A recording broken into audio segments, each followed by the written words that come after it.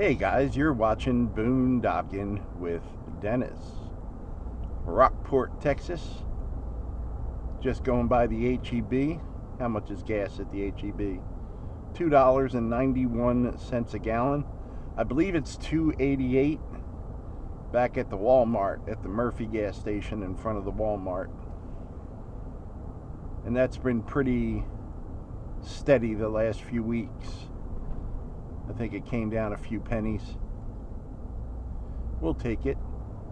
Woke up to 77 degrees this morning. Believe it's about 80 right now. And the high is going to be around 94. I didn't even look at the heat index yet. Give you a good shot of my fist there. Maybe I'll put the camera up here. There you go. How's that? Better? Better or worse? Sorry about that, guys. Let's get the horrible dad joke out of the way. What did the broom say to the dustpan when it showed up late for work? What did the broom say to the dustpan when it showed up late for work? Sorry, I overswept. That one's from Siri. So thank you. Thank you, Siri. I wanted to say good morning to my buddy Art Hasty. Good morning, Art. Say hello to Gary. Good morning, Gary. I hope you're well today.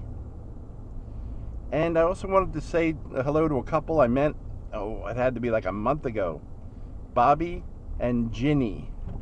Ginny. Bobby and Ginny. So good morning, Bobby and Ginny.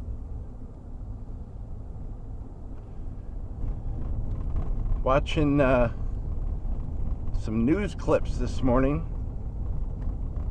I don't know, this road looks a whole lot better since they paved it, but it's still pretty bumpy. Cutting through downtown Rockport here. All my friends in Florida, get ready for it. Get safe. Get out of there or hunker down, depending on what part of Florida you're in. I'm sure this isn't your first rodeo, but Hurricane Ian is coming. They're talking about major waves too, like out in the open water, like 30 and 40 foot waves. But once it reaches landfall, it's going to bring waves 10 to 15 feet. And the Gulf Coast is just not set up for waves like that. It's shallow water along the shoreline, you know. So everyone just please be safe. I know Florida goes through this once every couple years. Louisiana always seems to get hit with it. We, since I've been living here, there was one hurricane that we evacuated for, and the people that stayed said it literally did not get like one drop of rain here, and we just left overnight. My buddy's kids were little, and we were like, no, let's get them out of here. And then, I don't know if it was last season or the season before, I had a trip planned up to the hill country. So I went, and while I was on that trip, there was a hurricane supposed to hit Rockport again. This is post Harvey. And it wound up making a pretty sharp left and hitting south of us. So the only direct hit we've taken since I've been here, it was Hurricane Harvey 5 years ago.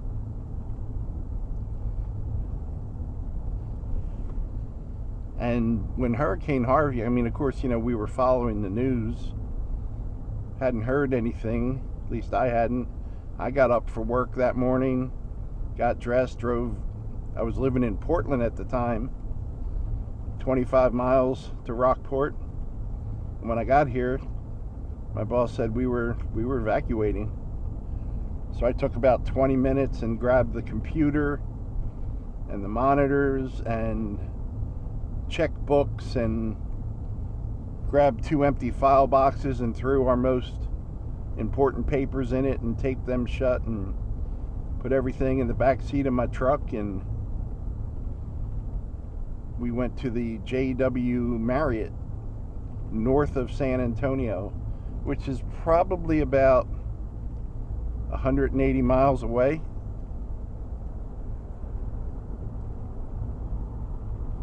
I guess I'm going 35 and a 40. He's probably got to be to work. And we got up there and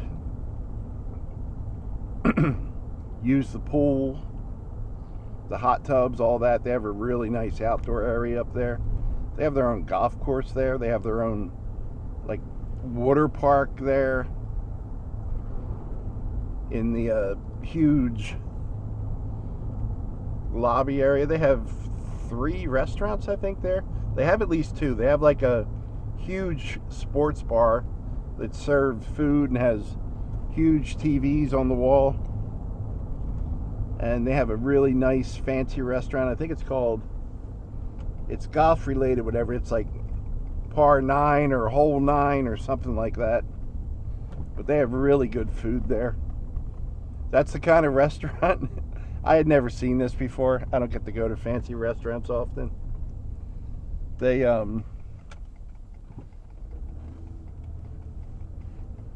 brought us, they bring each person like a knife selection, and there's 2 of about 4 or 5 different steak knives.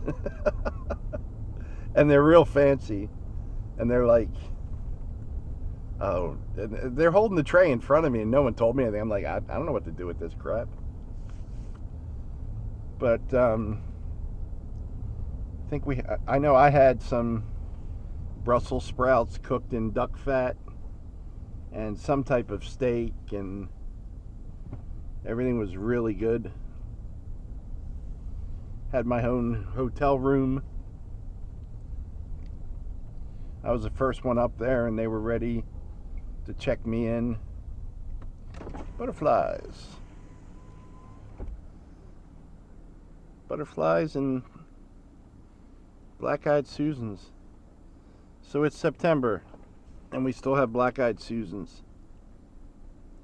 I'm thinking they've been here for a very long time.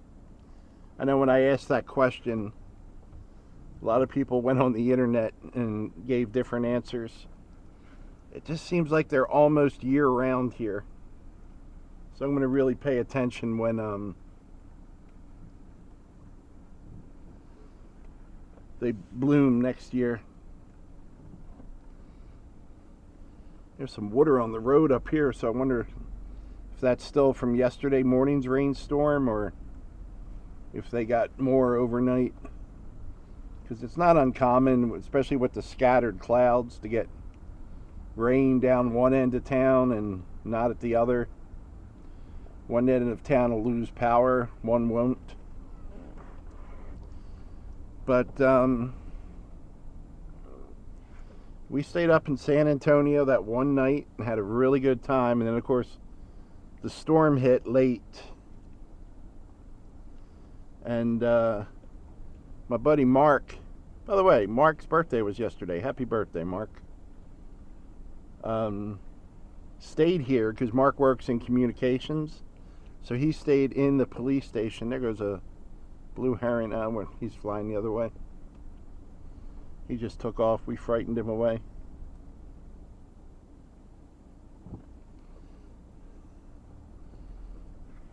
He stayed at the police station, which is kind of like a bunker, you know. And put this mirror out. I was following stories on Facebook, and I had the news on. I mean, I was up all night, and it's some time someone had said, people were reporting different houses that were just taken out. There were tornadoes within the hurricane. I mean, it was horrible. And whew, at one point, people had reported that the police station was gone. And there were a few hours there. These two were having a little fight. One's chasing off the other. They'll do that. He's going to go make sure he gets them all the way out of town. Blue Heron. Or Eugene, as we like to call them. There he goes right there. See if the other one chases him. Yeah, I thought for about 8 hours Mark was dead, And Mark's got 4 kids. But the only thing that happened to the police station was the flagpoles out front came down. And I probably fell asleep around 5 in the morning. And I thought we were staying another day up there, but my boss wanted to get back, and he and his wife ran around all morning getting around San Antonio, he had brought a trailer with him, all the generators he could get, and cases of water, and things like that. And he wanted to head back, so I headed back. I had my own truck. I went to my house in Portland first, and the carport in front of my apartment was just like twisted metal, and I didn't see any broken windows in the front. And Portland is 25 miles south of Rockport.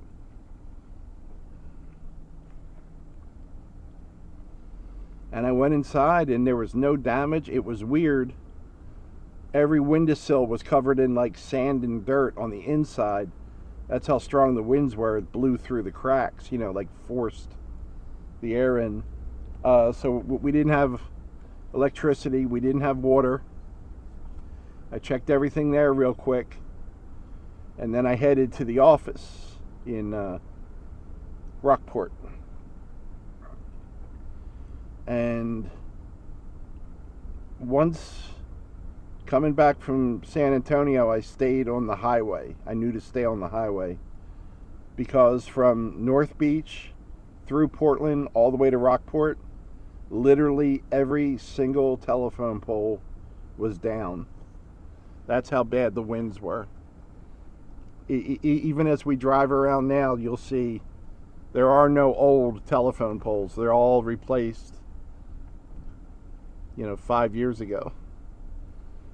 Every sign on the highway was down, telling you what exit. And even though I had driven it 1,000 times, it's weird when you're on the highway, just keeping track of where you are. Do I get off here?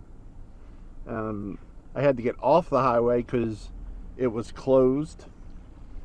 I took some back roads to get to Rockport. And just telephone lines. I had to go off the road a few times to go around poles. Dead cattle. I saw a couple dead horses. Cows just roaming. Farmers out trying to just round them up. Ranchers. And you could see grooves through the field where tornadoes had come through and just tore everything up. One house would be fine, the house next to it would be gone. Rockport was a mess. There was just, you couldn't get down any of the back roads. They started with the main roads, cleared power lines, and telephone poles, but just getting to my friend's house in the country club, the streets it was like there wasn't streets. It was all, the streets looked like it was part of a forest. That's how bad the how many branches and everything there were. And then even weeks later, when they got all the streets cleaned, you still had to drive through. They felt like you were in small canyons. There was so much debris on both sides of the road. They started to use the medium strip up at the highway for debris as a collection point.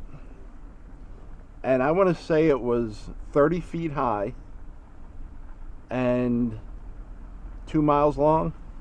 Does that sound about right to anyone else that was in town for that mess?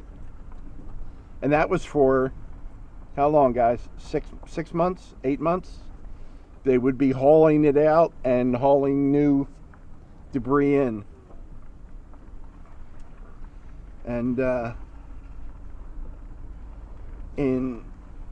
Mark's house had a downed tree in front of it. Mark and 2 of his kids stayed at my place.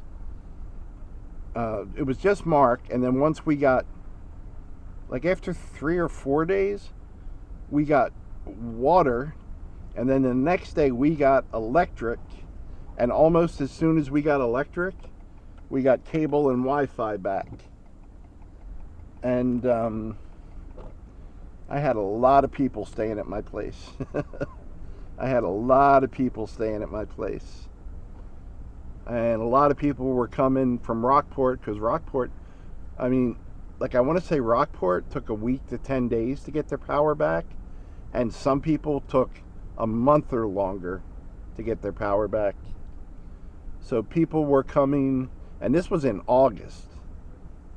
So, I mean, I know I sleep with no air conditioning now, but, you're talking people older than I am, newborns, all not having power. It was an ugly situation. And oddly enough, in Aransas County, only one death. Only one death. So we got the brunt of the wind.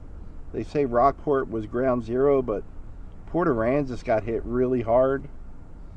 And you can still find places in Port Aransas and Rockport that are recovering. So to my friends in Florida, I know you guys have been through hurricanes before. Just make good choices for yourself.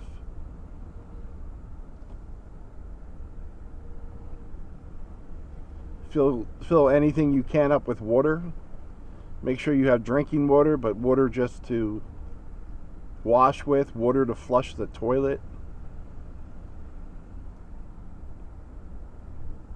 Get out of there if you need to. And I just praying for Florida, and these hurricanes Florida is going to get it first, but the path always seems to change. But there's going to be major storms in Georgia and north of Florida. I hear hurricane now. I'm getting out of here. I mean, best case scenario, I don't want to be trapped in my truck for a few days of constant rain, That can get old real quick. Guys, pray for Florida, pray for its people. Keep them in your prayers. Thanks for riding along today, guys. Thanks for watching.